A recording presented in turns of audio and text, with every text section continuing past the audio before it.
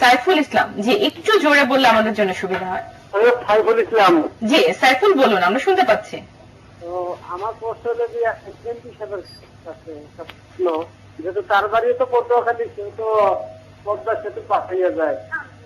তো পদ্মা সেতুর বিষয়টা যেটা দেখলাম আজকে যে 7ই জুন থেকে করবে।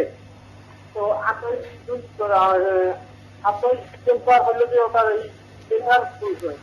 তো এই বিষয় তারের কি মত, আর কি মতামত সেটা জানতে পারি? আচ্ছা আচ্ছা, ধন্যবাদ আপনাকে। পদ্মা সেতুর কথা বলছিলেন যে আসলে আপনার কি মতামত, যেহেতু আপনার বাড়ি ওই এলাকাতে।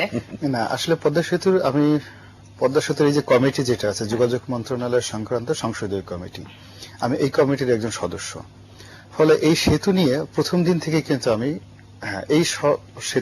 প্রথম দিন থেকেই আমার বক্তব্য আমি ভিন্ন মতে উপস্থাপন করছি যে যেভাবে কাজটা এগুচ্ছে আসলে পদ্মা সেতুটা হওয়ার কথা ছিল না। বা এখনো এই যে টেন্ডার কল করা হলো, উনি যেটা বলেন এটা কেবলমাত্র একটা পলিটিক্যাল কমিটমেন্ট, কিন্তু এই টেন্ডারটা আমার কাছে মনে হচ্ছে যে টেন্ডার যাচাই বাছাই থেকে শুরু করে প্রক্রিয়াগত বিষয়টা নিয়ে একটা ফাইনাল যে ওয়ার্ক অর্ডার দেব, এটা আগামী যে দিনগুলো আছে সেই দিনগুলোতে হয়তো সম্ভব হবে না। কিন্তু যেহেতু আমাদের টাকা আছে বাজেটে, আমরা এটার জন্য টাকা বরাদ্দ করেছি, আমাদের আরো কিছু ফান্ড মিলে প্রায় 10,000 কোটি টাকার মতো আমাদের আছে।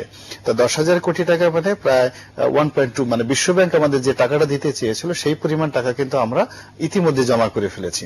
ফলে টাকার আমাদের এই মুহূর্তে সমস্যা নেই, সমস্যাটা হলো প্রক্রিয়াগত কিছু বিষয়ে কাজ করার। আর দ্বিতীয় টেকনিক্যাল যে বিষয়টা আছে যে এত বড় ব্রিজ করার জন্য যে ধরনের টেকনিক্যাল নো হাউ বা যে ধরনের টেকনিক্যাল পার্সোনালিটি, যে ধরনের কোম্পানিগুলো দরকার, সেই কোম্পানিগুলো দুর্ভাগ্যজনক হলো বিশ্ব ব্যাংক ডমিনেট করে। এখন বিশ্ব ব্যাংক যদি তাদেরকে বলে দেয় যে তোমরা এই টেন্ডারে অংশগ্রহণ করবে না, তো সেই ক্ষেত্রে বাংলাদেশ সরকার বারবার আপনার দেওয়া সত্ত্বেও, আপনার টেন্ডার কল করা সত্ত্বেও এখানে কোনো ওই ধরনের কন্ট্রাক্টর আসবে না। সেই ক্ষেত্রে যদি এই ব্রিজ করতে হয় তাহলে আমাদেরকে সম্পূর্ণ একটা ভিন্ন ফর্মুলাতে কোনো একটা দেশের সঙ্গে দ্বিপাক্ষিক চুক্তির মাধ্যমে টার্নকি বেসিসে যেতে হবে, সেটা চায়না হোক বা এই দেশের এই ধরনের ব্রিজ যে সমস্ত দেশে আছে। এই প্রক্রিয়াটা করার জন্য আরো কয়েক বছর সময় লাগবে। অর্থাৎ যে কোনো কারণে আমরা যেভাবে এটা একটা প্রেস্টিজ ইস্যু হিসেবে নিয়েছি, বিশ্ব ব্যাংককে এত অপমান করে, মানে তাদেরকে রিফিউজ করে এন্ড ডিফিউজ করে এই বিশ্ব ব্যাংক প্রতিষ্ঠিত হওয়ার পরে কোন দেশ এই সাহসটা পায়নি। বাংলাদেশ এই কাজটা করেছে। তো এই কাজটা করে দেওয়ার পরে, এবং বিশ্ব ব্যাংক গত 50 বছরে আমাদের এশিয়ার কোন দেশে এই যে এত বড় লোনের জন্য অফারও দেয়নি, স্বেচ্ছা অফারটা দিয়েছে। তো আমরা সেই অফারটা নিলাম তো নাই, বরং তাদেরকে আরো অপমান করে তাড়িয়ে দিলাম। ফলে এটা তারা সর্বশক্তি নিয়োগ করেছে বাংলাদেশকে অপদস্থ করার জন্য। তো সেই বিশ্ব ব্যাংকের সেই শক্তি এবং সামর্থ্যকে আমাদেরকে প্রতিকূল পরিবেশে আমাদেরকে ফেস করে আমাদেরকে এই সেতুটা যদি করতে হয়, তার জন্য সময় দরকার, ধৈর্য দরকার এবং জাতীয় ঐক্যমত্য দরকার। কারণ আমাদের দেশের যে নর্মাল কালচার, সেই কালচার অনুযায়ী আমাদের যারা বিরোধী পক্ষ আছে, ছোট্ট একটু ভুল হওয়ার সঙ্গে সঙ্গে সে করে কি সমালোচনা শুরু করে। তো আমরা ধরেন একটা টেন্ডার কল করলাম, কোন লোক আসলো না, বিরোধী দলগুলো হই হুল্লোড় শুরু হয়ে গেল। তো এটা নিয়ে আসলে আগামী দিনগুলোতে যদি রাজনৈতিক ঐক্যমত্য না হয়, তাহলে সঙ্গত কারণেই আমাদের সামনে বিপদ বাড়বে বই কমবে না। এই গেল একটা কথা। দ্বিতীয় কথা হলো যে উনি যেটা বলছিলেন যে political power and will force, আমি মনে করি যে রাজনীতি যারা করেন তাদের মধ্যে একটা ন্যাচারাল লিডারশিপ, একটা প্রকৃতিগত নেতৃত্বের সহজাত গুণাবলী থাকে। এখন সেই গুণাবলী যাদের আছে তারাই কিন্তু নেতা হন। এই গুণাবলী ছাড়া কোনো মানুষ নেতা হতে পারে না। আপনি একটা মেম্বার ধরুন, চেয়ারম্যান ধরুন, ওদের রক্তের মধ্যে এটা, ওদের জিনের মধ্যে একটা আলাদা ধরনের জিনিস থাকে, যে কারণে সে একা বসে থাকতে পারে না, মানুষজনকে নিয়ে নেতৃত্বের সে জায়গায় একটা গিয়ে সে নেতা হয়ে যায়। এখন এই নেতা সাবলীলভাবে সমাজে ভালো কাজ করতে পারে, সাবলীলভাবে সমাজের উন্নতি করতে পারে এবং নেতৃত্বের সে সৌকর্য দেখাতে পারে যদি তার মধ্যে থাকে শিক্ষা, তার মধ্যে থাকে দীক্ষা, তার মধ্যে যদি থাকে একটা সেই পঞ্চবার্ষিকী পরিকল্পনা, না হলেও আগামী দিনের সুন্দর একটা পরিকল্পনা, ইংরেজিতে যেটাকে বলে ভিশন এন্ড মিশন। এখন ধরুন তাকে একটা চিন্তা শক্তি থাকতে হবে। আমি একটা ছোট উদাহরণ দিই, যদিও মানে এটা আমার জন্য একটা নিজের ঢোল নিজে পেটানো হয়। আমার নির্বাচনী এলাকায় আপনি জানেন যে এটা অত্যন্ত দরিদ্র এলাকা। কিন্তু গত 4 বছরে 200 থেকে 300 লোক কোটিপতি হয়ে গেছে কেবলমাত্র তরমুজ চাষ করে এবং কেবলমাত্র মুগ ডাল চাষ করে। অর্থাৎ আমি আমার এলাকাতে গিয়ে দেখলাম এই দুটো জিনিসের মাটির উর্বরতা আছে, কিন্তু এখানে চাষাবাদ হচ্ছে না।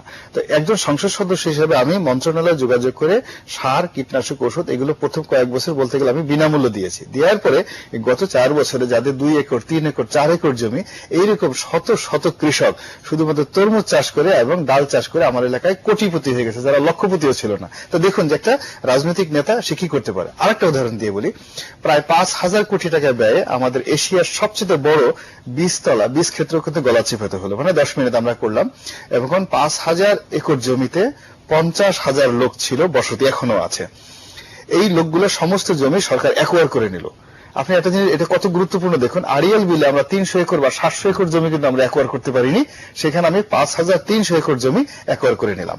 তো এই যে 50,000 লোক, তাদেরকে একীভূত করে যখন তাদের সংসদ সদস্য তাদেরকে বুঝালো যে এই জিনিসটি আমরা করতে চাচ্ছি, সরকার করতে চাচ্ছি, এখানে একটা বীজতলা হলে এই দেশ, শুধু এই এলাকা নয়, সারা বাংলাদেশের চেহারা পাল্টে যাবে। মানুষজন কিন্তু আমার কথা বিশ্বাস করেছে।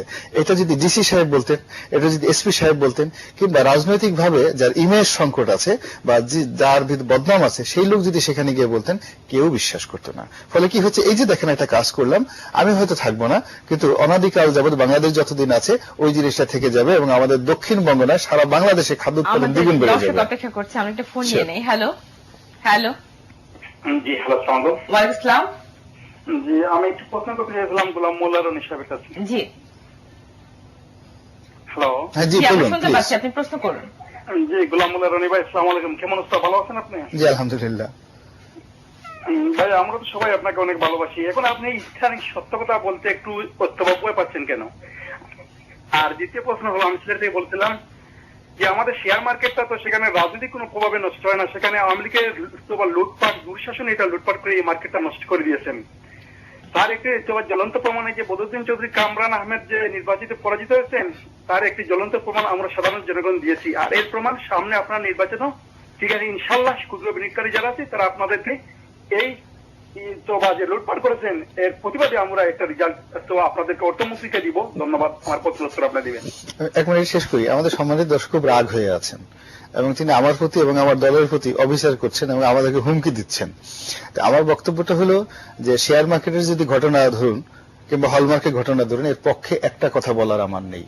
আমি এই বিষয়টা নিয়ে লজ্জিত এবং এই বিষয়টি আমরা এর বিচার করার জন্য, একে নিয়ন্ত্রণ করার জন্য আমরা সর্বোচ্চ চেষ্টা করে যাচ্ছি। কিন্তু সবচেয়ে ভালো হতো এরকম ঘটনা যদি না ঘটতো। কিন্তু তার সঙ্গে সঙ্গে সরকার ভোট পাওয়ার জন্য, আগামী নির্বাচনে জয় লাভ করার জন্য আমাদের শত শত নয়, লক্ষ লক্ষ শুভ কাজ রয়েছে, ভালো কাজ রয়েছে। আমাদের জীবনযাত্রা থেকে শুরু করে প্রত্যেকটা ক্ষেত্রে সরকার যে অভাবনীয় সফলতা, আমি সম্মানিত দর্শককে বলবো যে ওই সফলতার দিকে তাকিয়ে ব্যর্থতার দিকটি একটু না হয় ভুলে যাওয়ার জন্য, কারণ সমাজ ও পরিবারে এই ঘটনাই ঘটে। আমাকে যেহেতু প্রতিদিনই শেয়ার বাজার কভার করতে হয়, রিপোর্ট করতে হয়, বিভিন্ন দাঁড়ে দাঁড়ে দৌড়াতে হয় এবং ভেতরে জানার সুযোগটা আমার ক্ষেত্রে আছে। এই ক্ষেত্রে আমি একটু বলি দর্শকের সাথে সাথে, হ্যাঁ, যদি আপনি বলেন যে সরকারি দল তো আছেই, সরকারি বেসরকারি দু দলেরই কিন্তু রাজনৈতিক ইন্ধন এত বেশি পরিমাণে শেয়ার বাজারকে আপনি যদি দেখেন যে 30 লক্ষ বিনিয়োগকারী যে ছিল আপনার ঢাকা শহরে একটি বাড়ি গাড়ি ছিল, সেটিও বিক্রি করে হয়তো সে পুঁজিবাজারে ইনভেস্ট করেছে। তাদের অবস্থা এতটাই খারাপ হয়েছে যে আমার ভাই যে তার দুঃখ প্রকাশ করলেন, এরকম দুঃখ প্রকাশ না করে কিন্তু কিছু করার নেই। তো আপনি যদি বলেন আপনাদের কিছু করার নেই, তা কিন্তু না। আপনারা কিন্তু এই সরকার থাকা অবস্থায় একটি মাত্র বিচার আপনারা করে যেতে পারতেন। 1996 সালের ধসের বিচার আপনারা করতে পারতেন, অথবা 2010-এর বিচার আপনারা করতে পারতেন। কোনটাই করেননি। আপনারা কোন আঙ্গিকে বলতে পারেন যে আসলে আপনারা সাধারণ মানুষের জন্য কিছু করেছেন? আপনাকে একটা কথা বলি, বাস্তব অবস্থাটা হলো এই, এটার ব্যাপারে পাবলিক সেন্টিমেন্ট, জনগণের মন এবং মানসিকতাটা খুবই যাকে বলে এক্সট্রিম পর্যায়ে। তারা চাচ্ছে এই শেয়ার মার্কেটের সঙ্গে যাদের নাম জড়িয়ে আছে অভিযুক্ত ব্যক্তিবর্গ, এদেরকে এত বিচার ঠিসার দরকার নাই। এদেরকে জাস্ট ক্রস ফায়ারে ফেলে দেওয়া হোক, অথবা এদেরকে ওই বাংলাদেশ ব্যাংকের সামনে যে শাপলা চত্বর আছে ওখানে বড় একটা ফাঁসির মঞ্চ করে প্রকাশ্যে তাদেরকে ফাঁসি দেওয়া হোক, তাহলে তাদের রাগ দমবে এবং সরকার সেই কাজটি না করা পর্যন্ত লোকজন খুশি হবে না। কিন্তু বাস্তব অবস্থাটা হলো এটা সম্ভব নয়। এটা সম্ভব না হলে সরকারকে এগুতে হয় একটা আইনের বাধ্যবাধকতার মধ্যে এবং একটা ধারাবাহিকতার মধ্যে। এখন এখানে আমাদের যে প্রচলিত আইন রয়েছে শেয়ার মার্কেটের ব্যাপারে, এবং শেয়ার মার্কেট যেটা আছে অর্থাৎ যারা পরিচালিত করছে এটা কিন্তু একটা প্রাইভেট অর্গানাইজেশন, অর্থাৎ তাকে নিয়ন্ত্রণ করছে এসসিসি, কিন্তু যেটা পরিচালনা করে মূলত যারা নিয়ন্ত্রণকারী সংস্থা সরকার, কিন্তু পরিচালনা কিন্তু একটা প্রাইভেট বডি।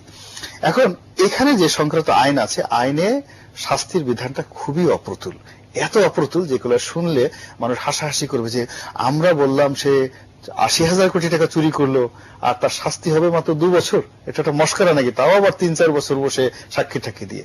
আমরা ইব্রাহিম খালিদ সাহেবের একটা কমিশন করলাম, কমিশন করার পরে সেই কমিশনের রিপোর্ট অনুযায়ী আমাদের কিছু তথ্য ডাটা লাগলো, অর্থাৎ একজন বাদী দরকার যিনি মামলা করবেন। আপনি বিশ্বাস করুন যে সরকার সর্বোচ্চ চেষ্টা করেও এই সমস্ত যাদের বিরুদ্ধে অভিযোগ আসছে তাদের বিরুদ্ধে মামলা দেওয়ার জন্য আমরা কোনো বাদী পাইনি। তাহলে এই বিষয়তে আমরা কি কাজ করব? আচ্ছা, মামলা পেলাম, বাদী পেলাম না। এরপরে যে সমস্ত বিষয়ে তথ্য ডাটা দরকার, এখন এই যে শেয়ার মার্কেটে যারা টাকা ইনভেস্ট করেছে এদের কারোই দেখা যাচ্ছে যে ইনকাম ট্যাক্সের ফাইল নাই। কেউ বলতেছে আমি ৩০ লাখ হারিয়েছি, ৪০ লাখ হারিয়েছি, ৫০ লাখ হারিয়েছি, ৬০ লাখ হারিয়েছি। কিন্তু যখন আমরা অফিসিয়ালি ভাবে বললাম যে আপনারা আসুন, আপনারা এখানে তথ্য দিন, ডাটা দিন, আপনাদের কত টাকা গেছে, কিভাবে গেছে, এখন কেউ আসছে না। আসছে না এই কারণে যে তাদের অনেকের হয়তো ইনকাম ট্যাক্সের ফাইল নেই। যদি সরকার তারা ভয় পাচ্ছে, যদি জিজ্ঞাসা করে আচ্ছা আপনি তো 2 কোটি টাকা এখানে হারালেন, তো 2 কোটি টাকা পেলেন কোথায়, জমা করলেন কোথায়, কোন কোন অ্যাসেট থেকে